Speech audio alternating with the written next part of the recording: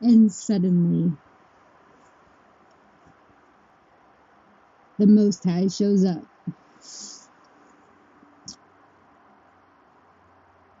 I see a map of America. I see all 50 stars on the board. This is a live,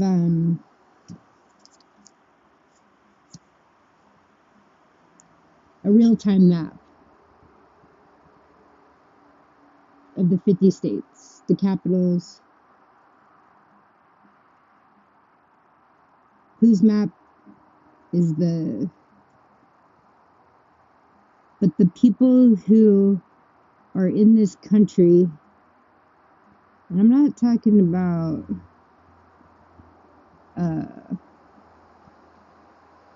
well, I could be talking about Iran, but or just any of the terrorist groups, right? But I'm thinking of our own government. Okay, yes, there's others trying to come in to destruct, but our own destruction is already here in our capitals. See,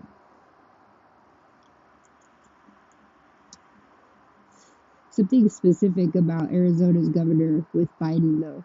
But nonetheless, here's what I see Baptist churches that are disguised buildings looking like churches but aren't churches, inside illegal weapons. I mean, we're talking about like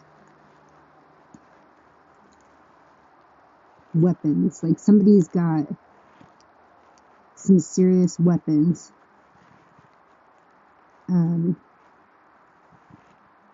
But I also see targets, all our military bases, and I see Russia. And if anything, our government is going to bomb some multiple locations at the same time, and they're going to say Russia did it, which will throw the U.S. into complete chaos, which will make us more dependent on the government, which will in turn will push an emergency order, which will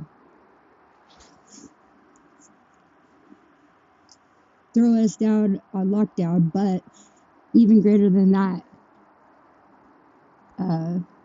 enact martial law.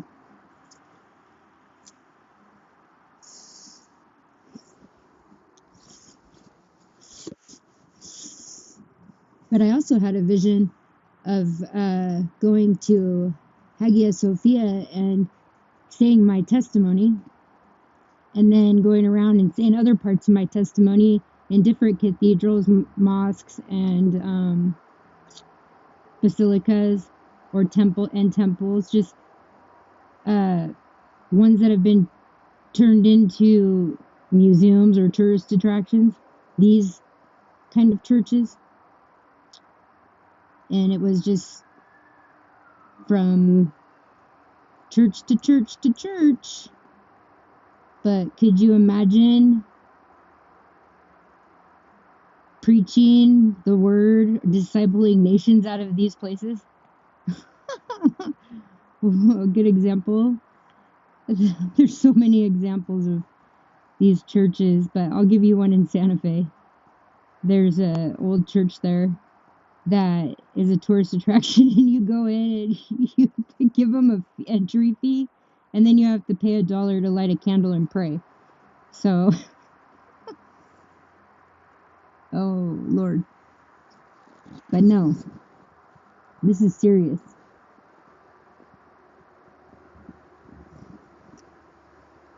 Real serious.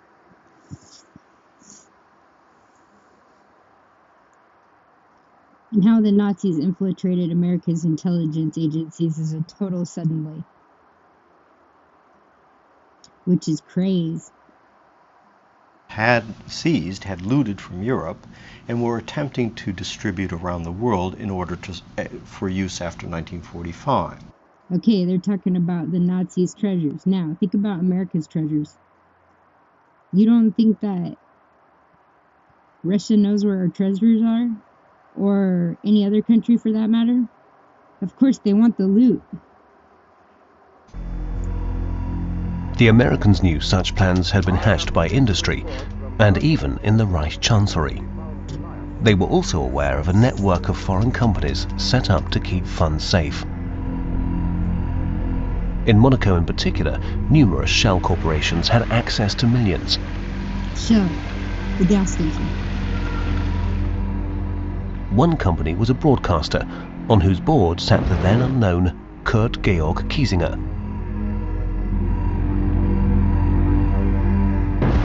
He would eventually become Chancellor of West Germany. The fact that he worked for the foreign and propaganda ministries during the Third Reich didn't adversely affect his career. It looks like they're smoking dope. Allied agents submitted detailed reports about financial transfers. Sometimes they were even able to smuggle people into meetings. This espionage operation was led by Allen Dulles, then a US agent in Switzerland, who later rose to be head of the CIA. Here we go. He knew how to use his knowledge of Nazis' financial doings to benefit his career in Washington.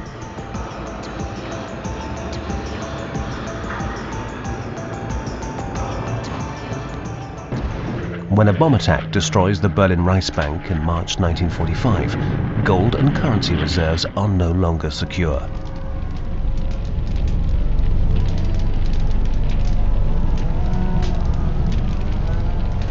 It's time to put the plan into action. Quickly and thoroughly, everything is meticulously noted and checked as 360 tons of gold and 300 tons of silver and banknotes are loaded up and taken away. 360 tons. Documents relating to the Reichsbank gold remain undiscovered in the German central bank for more than 60 years, when Karl Bernd Esser finally finds them. Alles Gold dieser Reichsbank Zweigstellen, das da war. All the gold that was in the Reichsbank was moved to Merkers or to certain depots in Bavaria. Gewisse Depots in Bayern. Now the Americans see their chance. Thanks to Operation Safe Haven, they know exactly where the gold is stored. They arrive in the Soviet occupation zone, at the Merkers salt mine in the eastern state of Thuringia, before the Soviets themselves. They declare the Reichsbank gold to be Nazi loot and take it with them. They also seize other treasures they find there, including Italian gold reserves and gold from the National Bank for Bohemia and Moravia. Yeah, look at him. Let me count my money. Were the hiding places in the Alps also cleared out long ago? Look how pretty that Sie is. können in Bayern You definitely won't find any gold in Bavaria today. There was a settlement document stating how much gold the Reichsbank deposited in the different depots. These depots were all found largely by the Americans, who even went across into the Soviet zone to Merkers and quickly emptied the main depot there. in der Ostzone haben sie dort das Where's the gold at? Hauptdepot ganz schnell geräumt. Karl Bernd Esser says it was an act of theft because it essentially means the Germans twice repaid their Marshall Plan loan, once with the Reichsbank gold and once in Deutschmarks.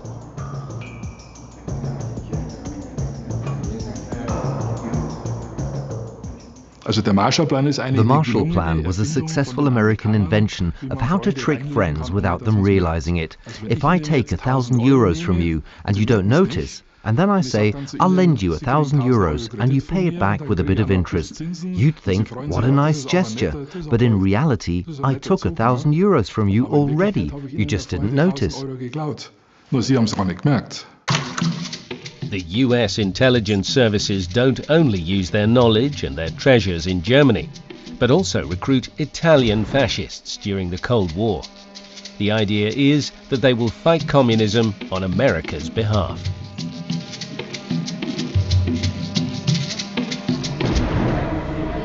Starting in the 1960s, a series of attacks in Italy claim hundreds of lives. The violence is initially blamed on left-wingers, but it's now known to have been the work of right-wing radicals. Stefano Della Chiaia is head of the New Right Party. He is repeatedly accused of terrorist activity, but is never convicted. Quella nostra posizione politica era molto semplice e molto chiara. Our political position was very simple and quite clear. It was based on an historical experience for which we had great respect, and that was fascism. We tried to apply basic fascist values to the reality surrounding us. In 1970, the fascist revolutionaries and their backers want to stage a coup in Italy and stamp out the left-wing parties. They discussed their plans with the CIA. We know the CIA was informed about these plans. On December the 7th, Della Chiaia's supporters, the far-right Avanguardia Nazionale and parts of the military, set their plan in motion. Their first targets are the state broadcaster and government buildings. The revolutionaries around Stefano Della Chiaia believe they are pulling the strings. But the attempted coup is actually being driven from elsewhere. Although Della Chiaia still proudly claims responsibility. I was responsible for the coup, morally and politically, even if I wasn't in Italy at the time. The Comandante had prepared a perfect plan, which would have triggered a chain of command, starting at the Ministry of Defense. Everything was prepared and ready. And had the plan been activated, military units would have been mobilized and would have taken control of every strategic site in the country. Okay, I'm trying to show you something. This is Putin when he won the election in '99. The same goes for everyone gathered here.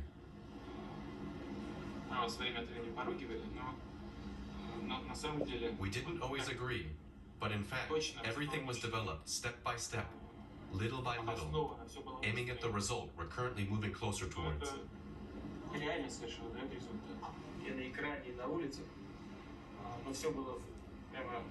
So I want to thank you all and congratulate you.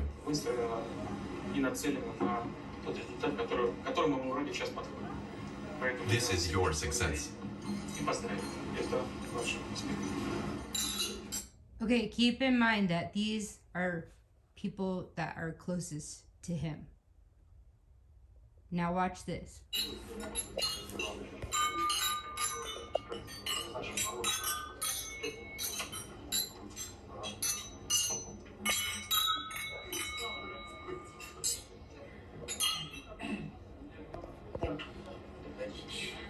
See this guy over here that isn't raising a toast? That hooray already sounds a bit hoarse. That's because we're all tired. It was a great effort. Now we'll get a second wind. Thank you, and see you tomorrow.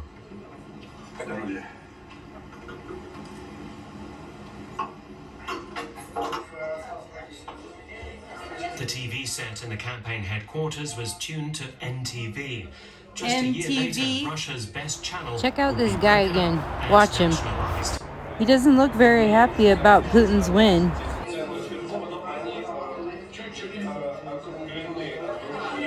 Look at homeboy. He's losing his shit over there back there. Dude, he is not happy. His demeanor, everything is messed up. I want to know why that guy was acting like that. So obvious.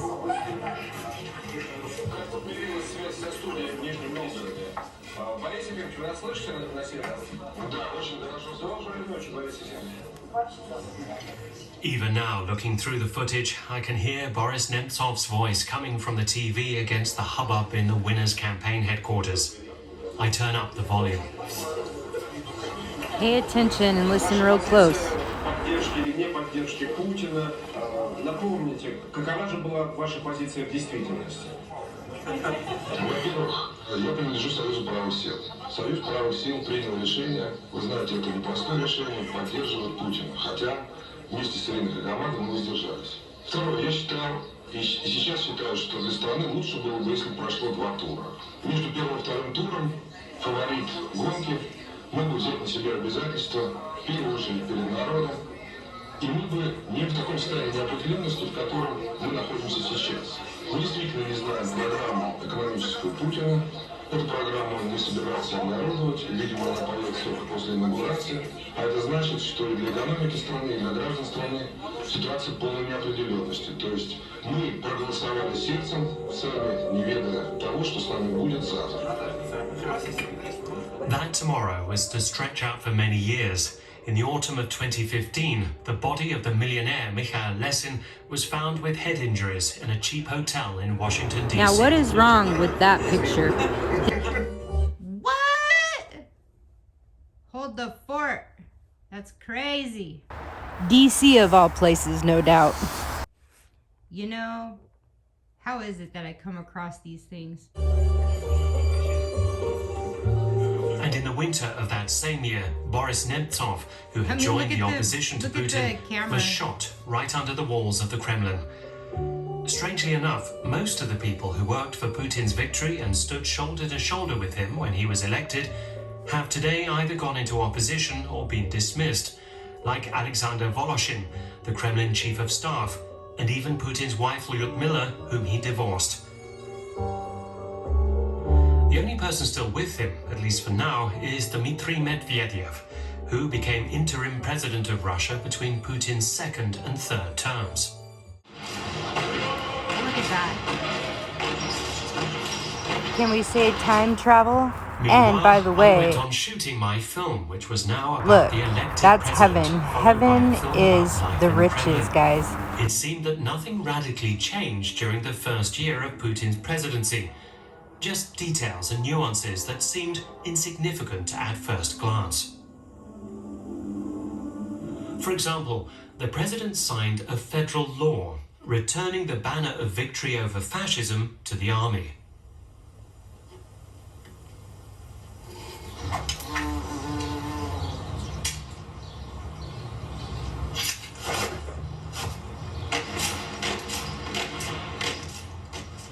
Well, what banner did they hoist over the Reichstag in 1945? The red Soviet flag, of course, with its star, hammer and sickle. And although the tricolour was still the national flag of Russia, the Presidential Guard swore allegiance to the red flag of our old Soviet homeland.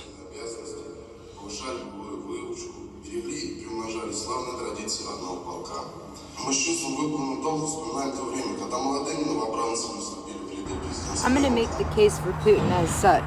If your country was being threatened, and the United States has done so many things to the world that's inhumane, why else would Putin not protect his country?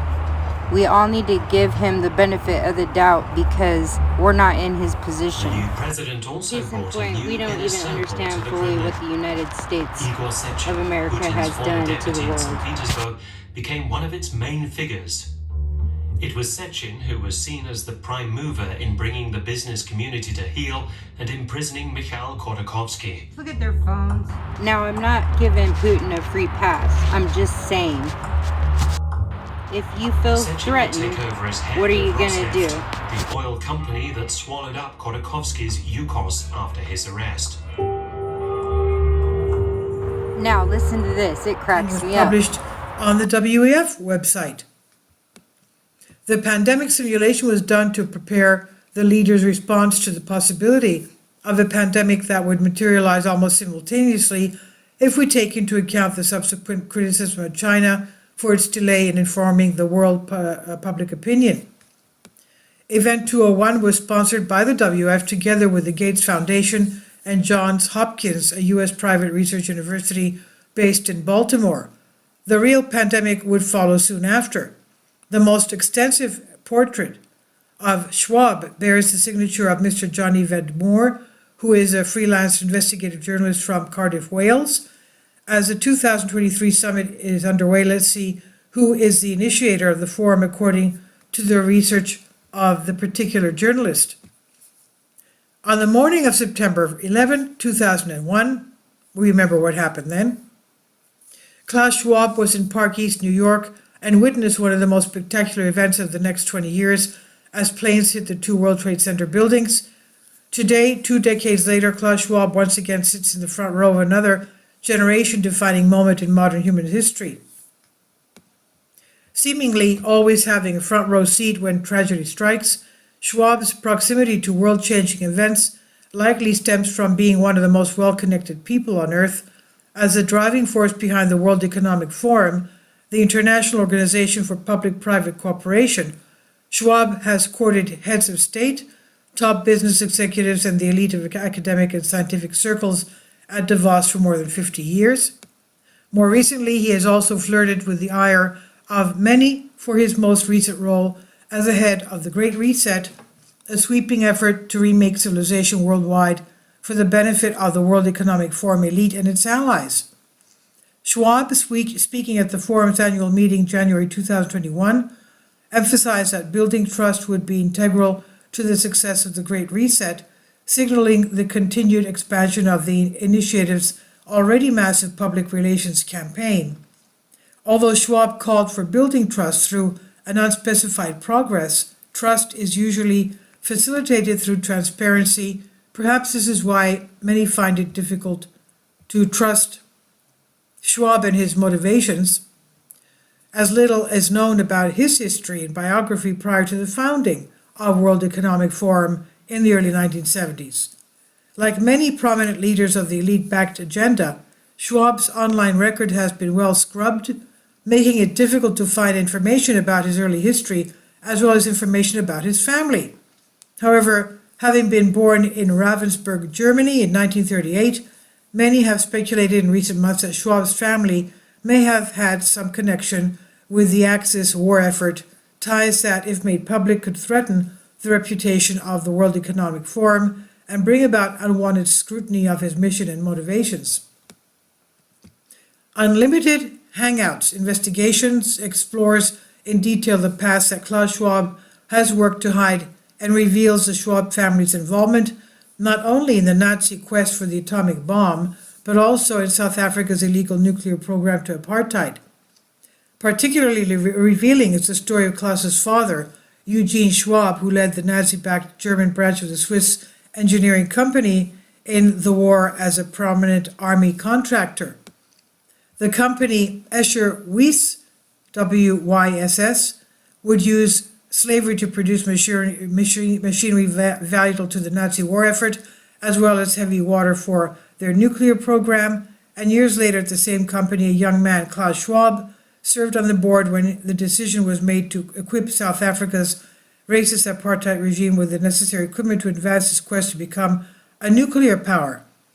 With the World Economic Forum now a prominent proponent of nuclear non-proliferation and clean nuclear power, Klaus Schwab's past makes him a poor spokesman for his purported agenda for the present and the future. However, digging even deeper into his activities, it becomes clear that Schwab's only nuclear technology but also population control policies influenced by eugenics, a set of beliefs and practices aimed at improving the genetic quality of the population. A story for Swabia. On July 10, 1870, Klaus Schwab's grandfather, Jacob Wilhelm Gottfried Schwab, later referred to simply as Gottfried, was born in Germany in a war with its French neighbors. Karlsruhe, the city where Gottfried Schwab was born, was part of the Grand Duchy of Baden, ruled in 1870 by 43-year-old Grand Duke of Baden, Frederick I. The following year, the aforementioned Duke would be present at the proclamation of the German Empire, which took place in the Hall of Mirrors at the Palace of Versailles in France. He was the only son-in-law of Emperor William I, and as Frederick I was one of the rulers of Germany, when Gottfried Schwab turned 18, Germany would see Wilhelm II take the throne after the death of his father, Frederick III. In 1893, 23-year-old Gottfried Schwab would officially leave Germany, having renounced German citizenship to immigrate to Switzerland. At that time, his occupation was a baker. Here, Gottfried would meet Mary Lapart, who was from the Kirchberg near Bern, Switzerland, and who was 5 years his junior. The two would marry in Roggeville, Bern on May 27, 1898, and the following year, on April 27, 1899, their child, Eugene Schwab, was born. At the time of Eugene's birth, Gottfried Schwab had developed professionally into a mechanical engineer. When Eugene was about 1 year old, Gottfried and Mary Schwab decided to return to live in Karlsruhe, and Gottfried again applied for German citizenship. Eugene Schwab would follow in his father's footsteps and also become a mechanical engineer, and in later years he would advise his children to do the same. Eugene Schwab would eventually start working in a factory in a town in Upper Schwabia, southern Germany, the capital of Ravensburg district of Baden-Württemberg. The factory where he would carve out his career was the German branch of a Swiss company called Escher-Wyss.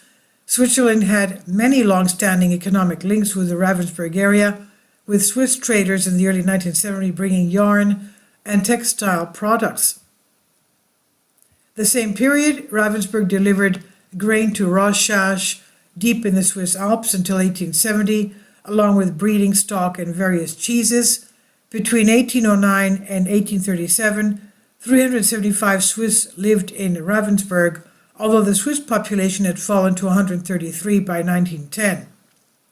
In the 1830s, skilled Swiss workers established a cotton factory with an integrated bleaching and fish finishing plant owned and operated by Arf Brothers. The Ravensburg horse market, established around 1840, also attracted many from Switzerland, especially after the opening of the railway line from Ravensburg to Friedrichshafen, a town located on nearby Lake Constance on the border of Switzerland and Germany in 1847. Grain merchants from Rorschach made regular visits to the Ravensburg workshop, and eventually this cross-border cooperation and trade also led to the opening of a branch in the city, the Zurich engine factory, Escher-Wyss and C. This was made possible when the train line connected Zurich to the German route network was completed between 1850 and 1853. The factory was founded by Walter Zuppinger between 1856 and 1859 and would start production in 1860. In 1861, we can see the first official patent of the manufacturers of Escher-Wyss in Ravensburg referred to special installations in ribbon. At the time, the Ravensburg branch of Escher-Wyss would be run by Walter Zuppinger and would be where he developed his tangential turbine, where he won a number of additional patents. In 1870, Zuppinger, together with others, also established a paper mill in Bainford near Ravensburg. He himself retired in 1875 and devoted all his energies to the further promotion of turbines. And by the turn of the new century, Escher-Wyss factory had largely abandoned ribbon weaving and began to focus on much larger projects such as production of large industrial turbines, and in 1907 became involved in the approval and concession process for the construction of a hydroelectric station near Dahlgren am Rhein, as mentioned in a Basel document, Switzerland, from 1925.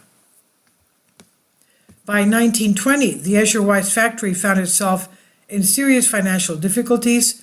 The Treaty of Versailles had limited Germany's military and economic development after the Great War, and the Swiss company found the downturn in neighboring nations' national projects too much to bear.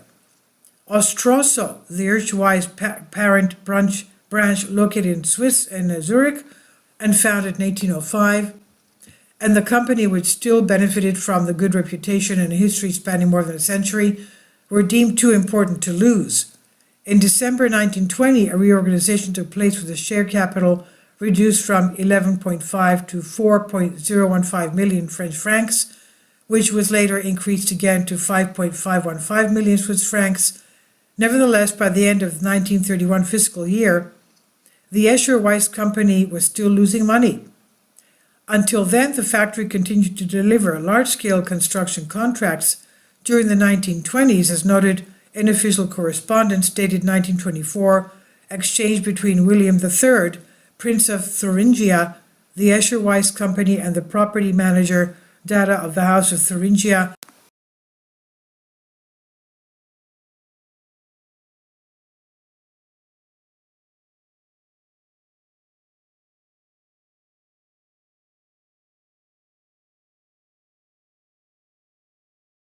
In a pamphlet on the agreement of the Association of German Hydro Turbine Manufacturers for the installation of turbines and spare engines with the German Reich, printed March 20th, 1923, in an advertising pamphlet by Escher Weiss for an oil pressure regulator.